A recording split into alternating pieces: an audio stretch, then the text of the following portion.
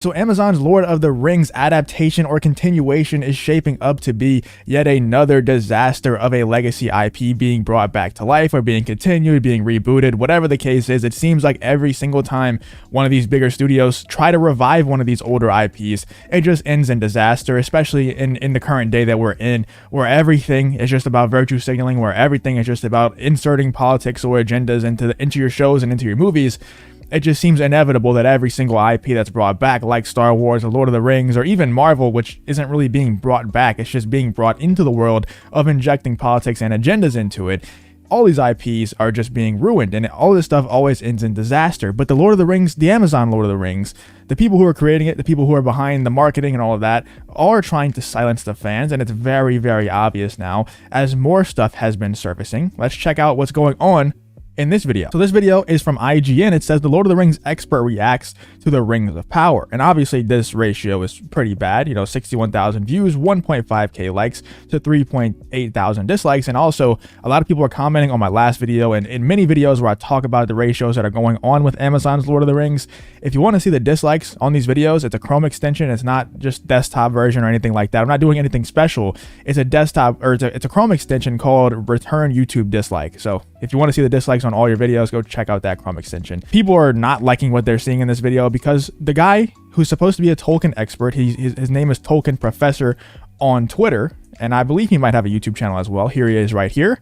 He says that there's no problem with the dwarf women that they're showing not having beards. Tolkien didn't say that they all had beards and stuff like that. He says that in this video, which is it's a 30-minute video, so he had a lot of contradictions that a lot of other people who are diehard Lord of the Rings fans are picking up on, which I myself am not a diehard Lord of the Rings fan. I'm very open about that. I like it. I don't hate it. I'm just not a diehard fan. I'm not a lore expert like all these other people are in the comments.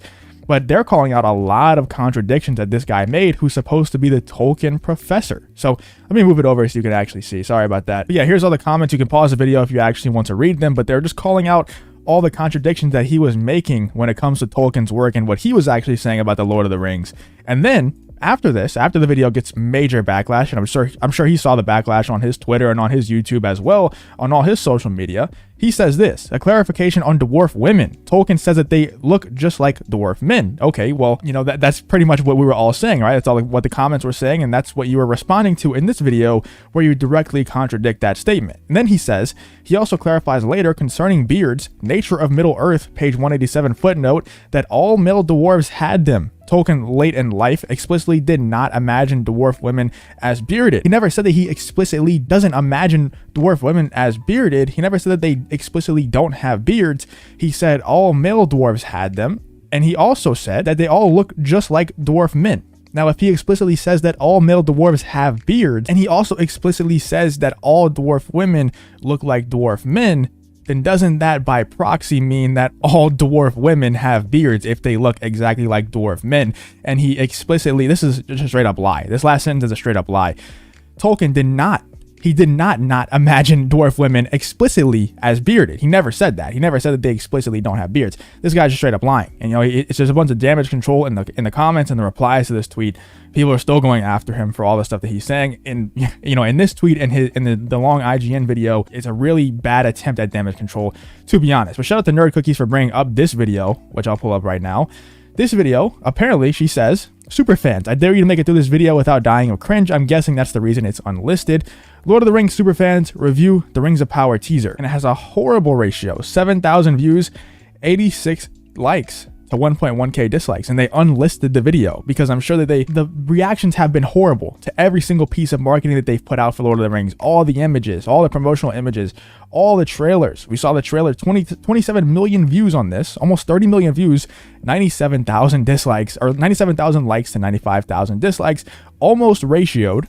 And then we go to this one, the UK version, 5 million views, 22k likes to 45k dislikes. This one right here, 86 likes to 1.1k likes, and they unlist the video because it's so bad. I'm sure they went back and watched this video and realized how bad this video just was. It really is extremely cringy.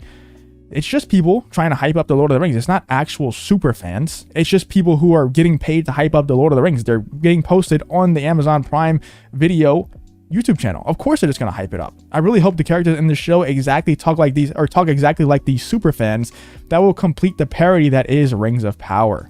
I did not expect this at all. This is them taking a stance and naming the video Superfans as if to mock the idea of a Tolkien reader. It really does feel like a lot of these, it's not just Amazon, it's a lot of these things like the Amazon Lord of the Rings series that does feel like they're just mocking the fans. It felt like that with the Star Wars sequel trilogy a bit, with Rian Johnson, you know, doing certain things to certain characters that, you know, I don't feel like going into, because I feel like it's a quicksand thing where Star Wars is just, it's so easy to just fall into that topic because it's just so at the front of everyone's mind all the time. But, you know, Rian Johnson with the sequel trilogy, it felt like he did certain things with certain characters that people didn't agree with, and then he mocked fans afterwards saying, you can't do anything about it. You know, I have control over these characters now, and I can do whatever I want with these characters, even if it's totally contradictory to what every single piece of lore would say this character would do. It feels like the same thing. You know, it feels like even though this is totally contradictory to what Tolkien wrote and what Tolkien, it seems like from every single piece of evidence that we have, what Tolkien would actually do, it doesn't matter because they now have control over the IP and they will mock fans for simply saying that this shouldn't have been done. So this was the first evidence, you know, of them trying to silence the fans by unlisting the video because of how bad the ratio was, and I guess because they went back and watched it and realized how cringy it truly was. We also have this article from Bounding Into Comics. Shout out to Bounding Into Comics. After calling the Lord of the Rings fans racist, Woke, the Lord of the Rings fan site, claims to be safe haven for debate. And we know the OneRing.net is working directly with Amazon to promote this new Lord of the Rings show, Rings of Power. They have all the access, you know, they have all the early insider access, so they're definitely working hand in hand with Amazon to promote this show. They will do anything that they possibly do to make this show look good and make all the detractors look bad. Like I said, I think everyone should give the show a shot. I don't think we should, you know, totally write it off before it comes out. Let's give it a shot and see if it, you know, if it can hit the lottery and actually be good, but I just don't think it's looking good. And all we can do right now is just look at the marketing for it. Look at what we actually have for the show, the tangibles that we have for the show.